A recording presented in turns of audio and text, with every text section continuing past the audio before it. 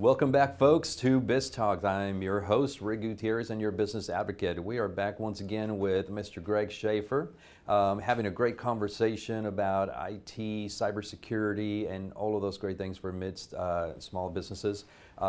Greg, welcome back to the show. We're certainly having a great conversation. We appreciate you being here. Thanks. I'm glad to be back. Yeah, man, it's always a great conversation.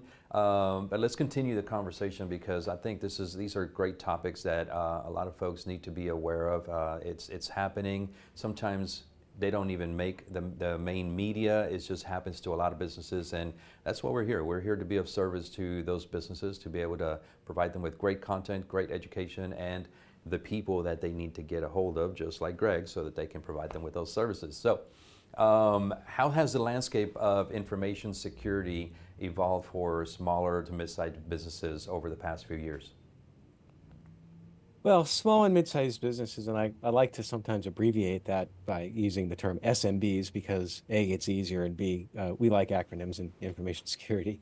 They're more required to demonstrate that they have a solid information security program now than in years past to third-party prospects and customers. It's almost where information security has become more of a business enabler because customers are more savvy or savvier than they were several years ago.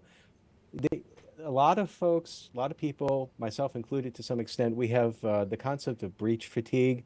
It's happened so often now. We know our stuff is out there. We hear again, we get the notice in the mail, oh gosh, it's happened again. Now credit monitoring or whatever the services that they want to provide.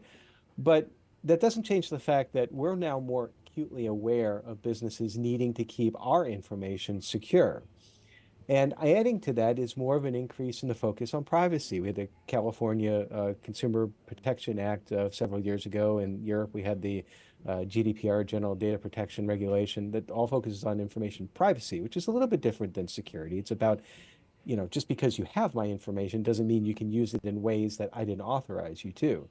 Sure. And some of the other issues that we're seeing out there is something called deep fakes, and this one really bothers me. And I'll give an example of this. Early this year, just briefly, there was a meeting of the C-suite of this one particular organization, 5 or 6 people in the meeting. It was a Zoom meeting, a video meeting, having a conversation much like we're having. And during that meeting, most of the executives in the meeting came to the decision that they needed to send 25 million to this one potential customer in order to land this deal, something along those lines. And so the CFO, the person who was responsible for sending, who could actually do that, was eventually convinced that yes, they need to send it. But every single person besides the CFO or the person who was authorized to send, they weren't who they appeared to look like or sound like. They were deep fakes. And that's a scary phenomenon where we used to say, pictures don't lie. Well, they do. Now, videos lie, and you have to be very careful about that. And that's using artificial intelligence to generate those, and also a little bit less sophisticated related to uh, artificial intelligence is we've talked in the past about phishing emails. You're probably familiar with those. Those are the emails Mm-hmm. that try to get you to do something that you wouldn't normally do. But usually we've always told folks, hey, look at the email carefully. If you see spelling errors or grammar errors or something else that's off, it's probably not legit. Don't click on anything. But now with generative AI, it's very easy to craft a perfectly crafted email as if it came from like your CEO or one of your other business executives. Absolutely. Sometimes it's just a dot within the email address that might be different, or maybe a letter that is off. So we have to make sure we're vigilant in making sure that where it's coming from the right source, right? And you answered one of my next questions. One of my next questions was, what are some of the emerging threats that some of these small to mid-sized businesses should be looking out for? But I think that's one of them. Making sure that you're reading emails. Sometimes we get caught up and we're doing things so quickly we don't pay attention. Somebody sends something, we click on it or whatnot, and it's not the right person, right? So we appreciate you sharing that. Hmm. Your work also involves a lot of disaster recovery and businesses, continuing their planning towards that. So, how are you guys helping these mid-sized businesses with disaster discovery once it's happened? One of my favorite stories, the best way to navigate through a disaster. Of course, you want to try to avoid it first, but Sure. disaster recovery, business continuity events, they do happen. And one of my favorite stories involves actually preparing for it. The more you can prepare for it, the faster you can recover. The way we do that is that we script a different tabletop exercise for business continuity testing, where basically we create a scenario. We sit around with the executives of a business and we go through the scenario. We have different questions, different actions are taken. And this is all to provide awareness and also muscle memory about responding to an incident so that when and if it actually happens, you're going to be better prepared. Like, for example, this year, the one that we've scripted is on that deep fake that I just mentioned in the first beginning of the segment. Well, in 2018, I scripted a pandemic scenario, and I got a lot of um, I wouldn't say resistance for it, but certainly there wasn't too much enthusiasm about doing a pandemic. The reason for choosing it is that sometime earlier, we had the instance of H5N1, I believe it was. I always mix up those letters and numbers, but it was the bird flu. And there was the thought that this could become a major pandemic. It never really happened, but in a lot of industries, we beefed up our preparedness. This is one of those examples of taking something from the larger organizations and applying it to the smaller organizations. And so I scripted that in 2018, and we of course know what all happened at the end of 2019 with COVID. Now, those who went through the exercise were much more prepared and were therefore able to much easier transition from working in the office to working at home because they had already now, because of the exercise, considered things like VPN user licenses, equipment, web cameras, work from home policies. Some other organizations who didn't go through such an exercise didn't consider those. And if you remember, when COVID actually really took hold, everything happened really fast. We were shut down, I think it was the second week in March of 2020. We were shut down within a few days. By Monday, everything was fine. By Saturday, the world was shut down. So Hmm. it's all about preparing there.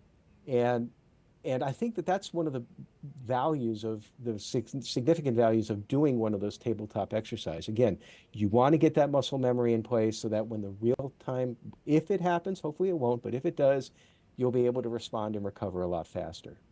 Absolutely. I think the old saying of being proactive rather than reactive, I mean, comes into play here big time, especially for those small to mid-sized businesses.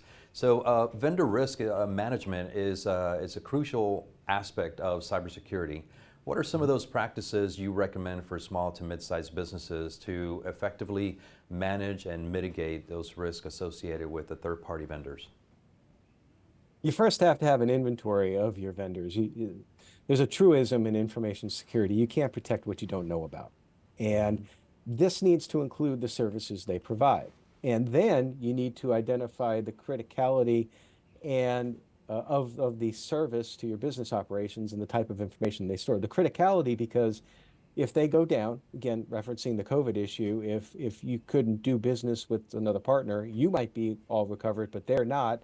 That can be an issue. And you also have to know what the level of criticality the information is that they process. And what I mean there is we talk about information classification. So most organizations, they'll classify information in at least three buckets.